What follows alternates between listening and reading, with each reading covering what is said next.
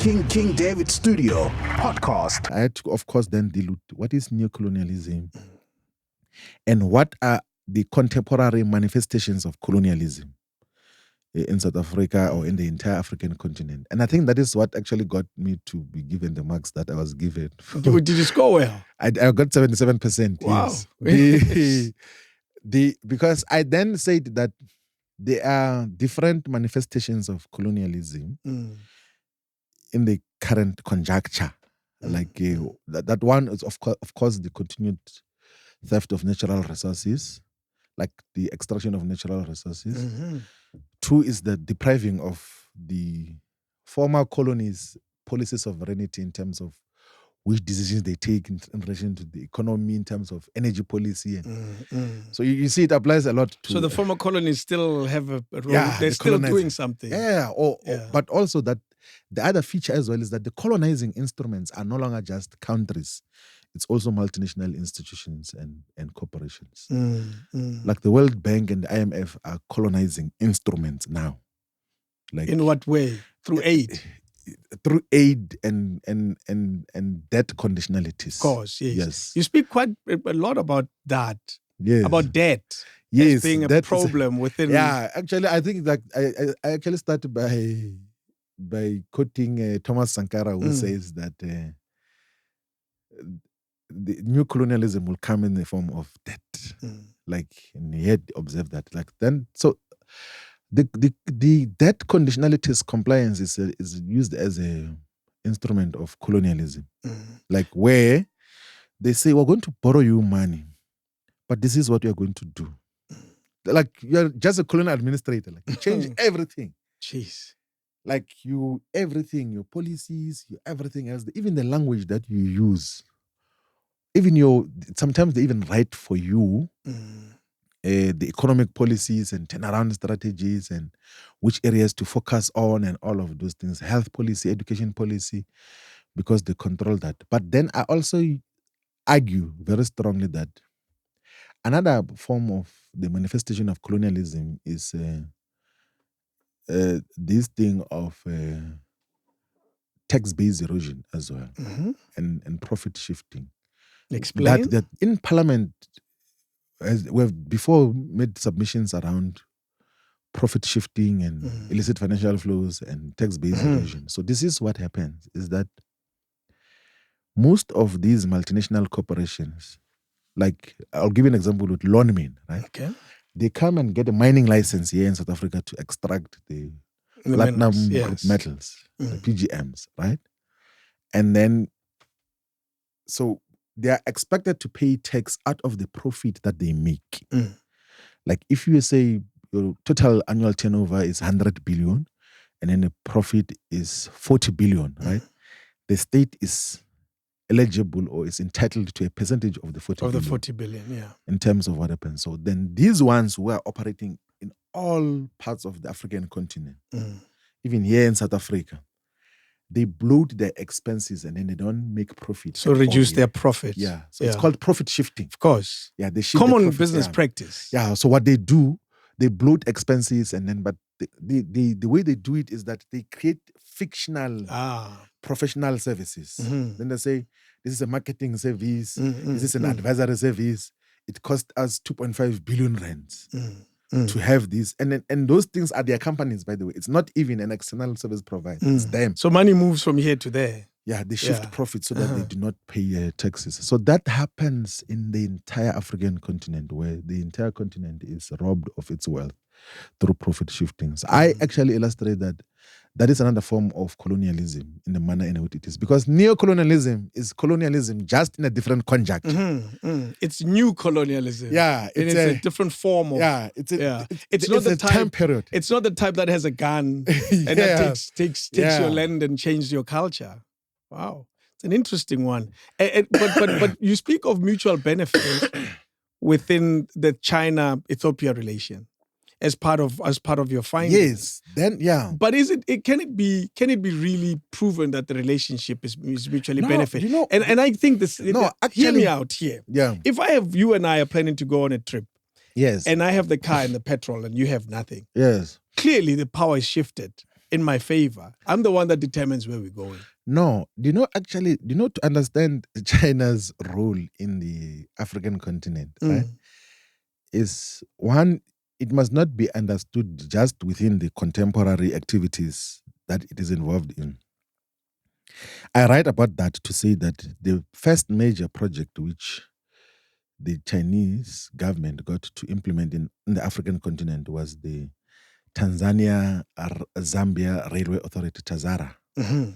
Like, so under Mao Zedong, the Communist Party of China and the Chinese, the PRC, the People's Republic of China,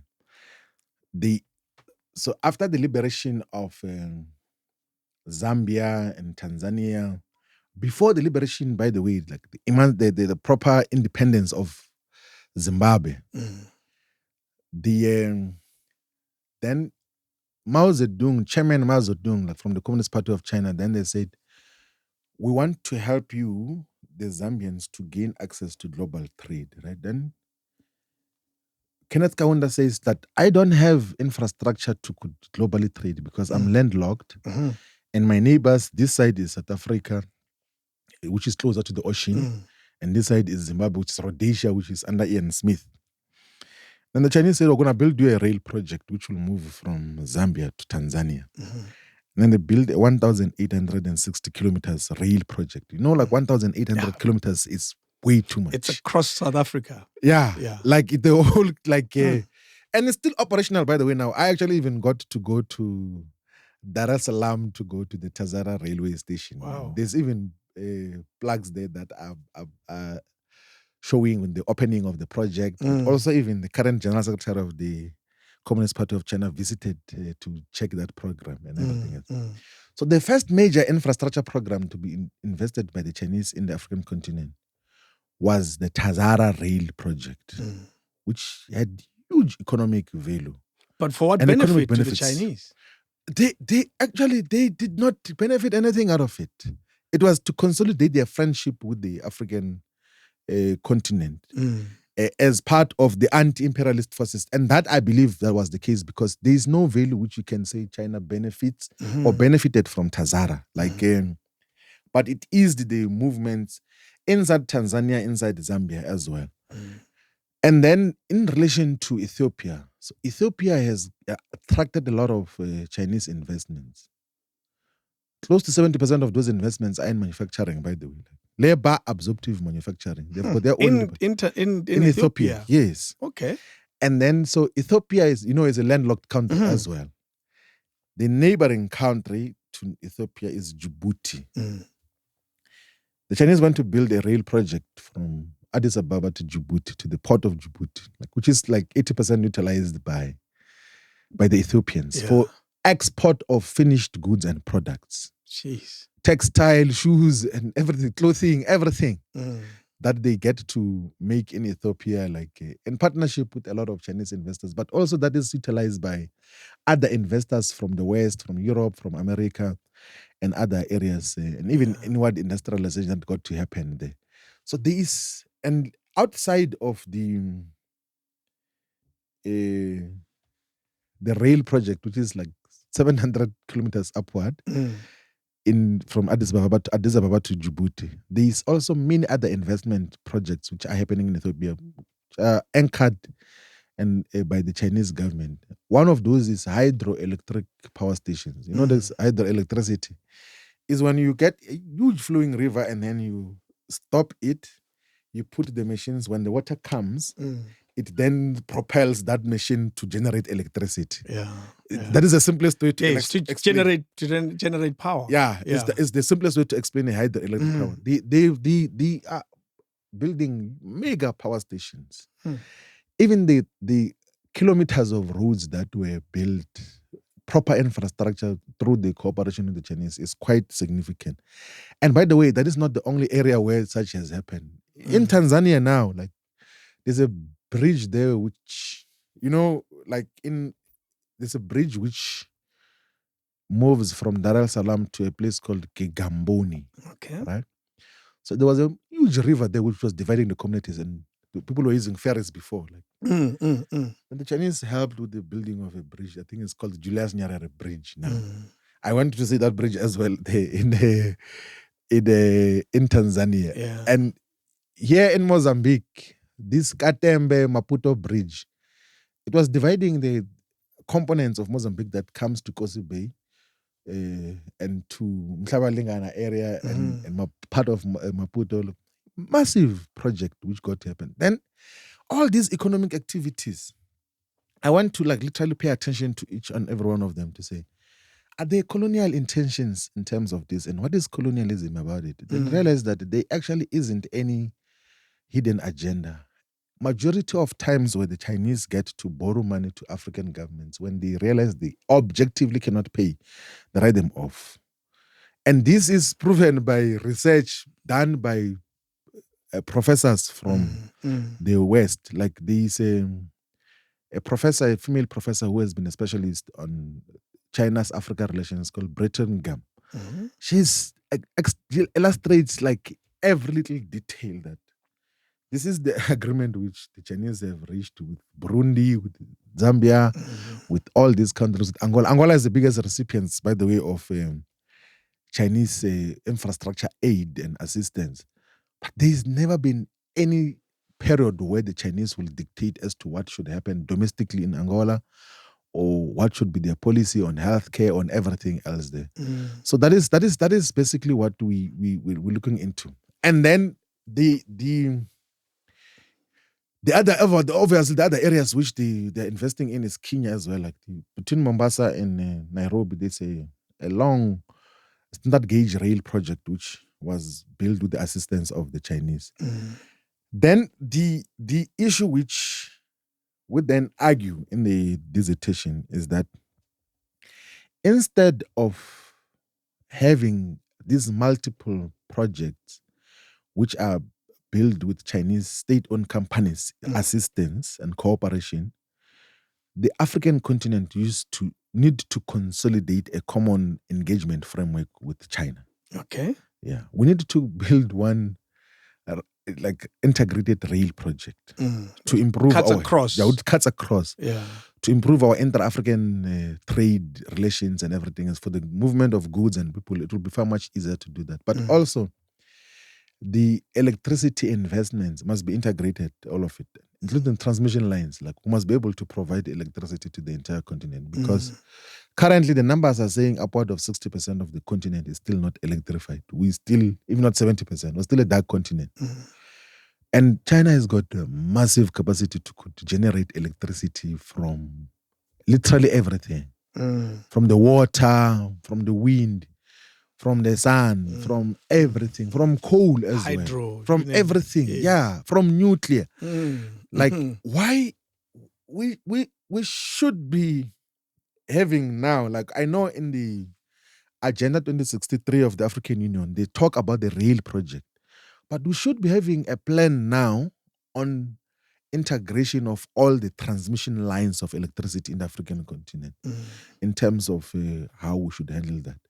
So the research gave tremendous I can insight. tell you have a lot of references. But is there... And tremendous insight as to just what has been happening in each and every country. And by the way, there's a lot of audiovisual illustrations and discussions about China's activities in the continent. And of course, there are instances where you find private investors from China, like small scale mostly, who go to a town in Burundi or in Uganda and then start a small factory and then they engage in the abuse of workers.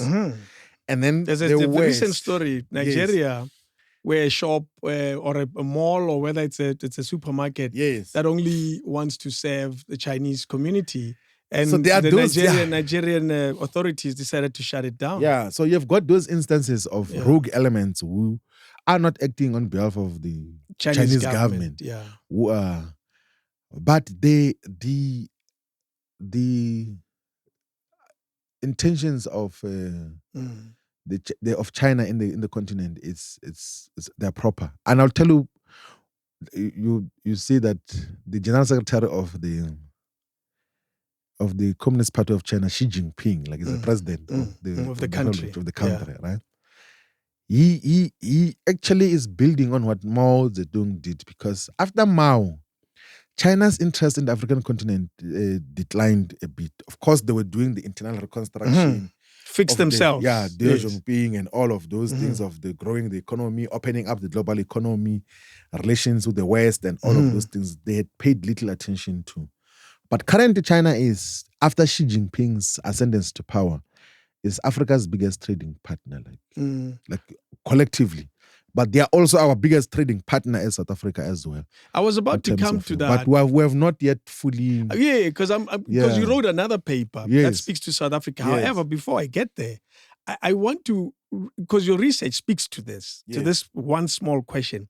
Is there enough evidence, enough empirical evidence that solidifies China's intention as not being neo-colonial in nature? There's plenty, yes, there is. Yeah. Like, there is plenty evidence that says there's no ill intention. This is plenty. This is just people that are helping other people. Yeah, there is plenty. They've got, of course, economic interest, right? But there is plenty that they never dictate the domestic politics and direction and everything. They never interfere. Like it's interesting though. Like you will never get any form of interference, like the zero. It's never been found. Yeah. Throughout the African continent. Not only in the African continent, everywhere, wherever they do business. Yeah. But what is at the heart of their intention? I mean, like, they do business with like literally everyone. Even with capitalist countries, if there's a trade relation that they must have with them, they do business. Like, I mean, like, but when the Communist Party of China meets, when Xi Jinping speaks, even in state platforms, he says that we're a Marxist-Leninist country. We are led by a communist party. The People's Liberation Army of China belongs to the Communist Party of China. Like, and its role is to protect the state and to protect the people of China. But he was never gone to say, for us to relate with you as South Africa or as Uganda or as Tanzania, you must first ascribe to Marxism-Leninism. Never. But these ones from the West, they will tell you what to wear, how to walk, how to talk, what to say, and everything else that they, like, literally, and in exchange of nothing. What mistakes do observers make when it comes to their view of the China-Africa relation? What are they seeing? I think the other thing which you must always appreciate is that you've got a phenomena of global racism, by the way. And where the West is the main proponent of the racist agenda, which even categorizes all of us in order of importance. Like, do you know Ha Jung Chen? He is now associated with the SOAS, where we got the degree from. Yeah.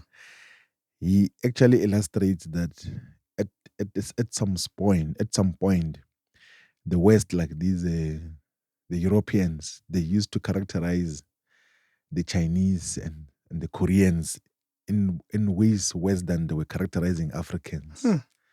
Really? Yeah, like they used to be like that, and then so their category was that it's people of Indian descent, and then it's Africans, and then those ones of the Koreans and the Chinese are worse. Like, but look what got to happen later on. Like, the global racism is a reality which is obtaining in the global politics, and I don't know how these leaders don't pick that up. That they are being puppet mastered. I mean, like, very small countries, like, they convene the whole continent. Like, they say France-Africa relations, and then 54 heads of state, they go to France to meet one president.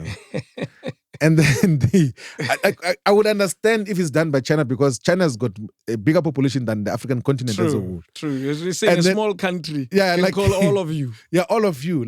Come here. Yeah, and then they even say, no, don't worry, we're going to give you transport. And they put them in a bus. And then they You're exposing our kindness. We are just kind Africans. No, don't worry about us. We'll be fine in the bus. And that is what we must always say.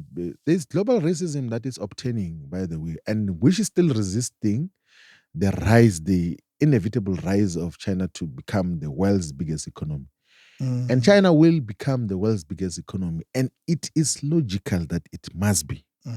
Because it has got the largest population. Okay. Because economic activity must then be larger in a place where there are many people. Yes. It's as simple as that. I hear you. If you are responsible for 20% of the global population, you must have at least 20% of the global economy or more if you have got innovative skills to do other things. Yeah. You must have more value out of your economy.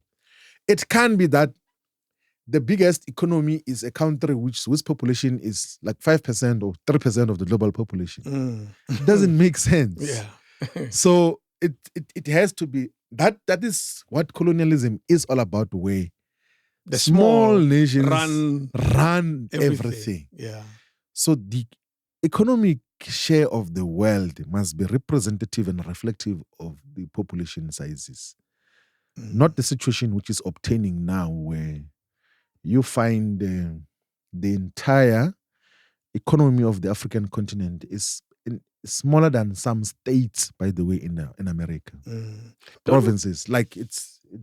It doesn't make sense. It doesn't make sense. Don't we run the risk of creating a dependency syndrome with African countries where we wait to be helped by a bigger brother, which is China in this regard? No, for transitional purposes, right? We need to deepen, widen, and strengthen our economic relations with China, but well from infrastructure point of view. And then, of course, take critical lessons out of that. As a matter of fact, there is no country, including South Africa, which has got the biggest fiscus in the continent. There's no country in the continent now which has got the fiscal capacity or the financial capacity to build an integrated, real project which can improve Africa's intra-economic cooperation and trade. No one. No one can afford it. You say we don't have deep enough pockets to do any of these projects. No, we don't have. Okay. And we don't have. But can't we build it ourselves? Can't we self-determine? We can self-determine, but we don't have the fiscal, even the technical capacity, by the way, and there's a road which has already been traversed. If we enter into proper concessional agreements, we can be able to have huge and economically beneficial infrastructure projects which will benefit the entire continent. And I think we should pursue that route unashamedly. We should do so.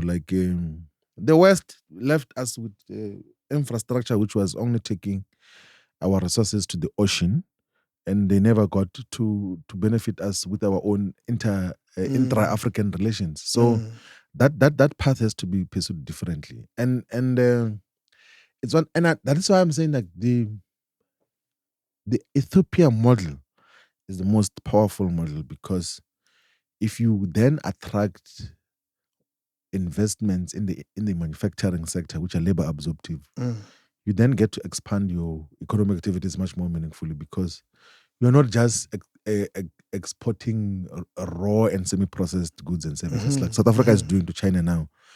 We can find a way of having a much more meaningful economic benefits out of that. I mean, we're part of BRICS with China now. Do you know, even if we're to say, let's have the food economy chain that supplies one province in China, Guangdong. Guangdong has got it's got about 120 million people. It's double the size of South Africa, right? With just basic food implements of plates and spoons and even those sticks which they eat with, we manufacture them here. And these things of the glasses for drinking from, and how much economy can you make out of that? Build an entire city. Yeah. Yes. And then the food itself, Yeah. So Africa has got a lot of arable land. China doesn't have arable land for agricultural purposes. Why are we not having the strategic partnerships, and then we also bring proper industry? Because one thing which I'm a very strong believer in is that, and because it's logical, is that we can't get out of the poverty that defines all of us as Africans unless if we properly industrialize to catch up with the rest of the world. Everything else that is done in the West, in the East, must be done here in the African continent. We must be able to manufacture even these electronics of the phones and the laptops and the iPads and all of those things, like tablets. We must be able to do all of that. We must be innovative enough to do everything. Household appliances. We can't, as a generation, I can tell you now that if, as this generation, all of us exit without having caught up with the rest of the world, I think the coming generations will accept that Africans are just suppliers of cheap and easily disposable labor. King David Studio Podcast.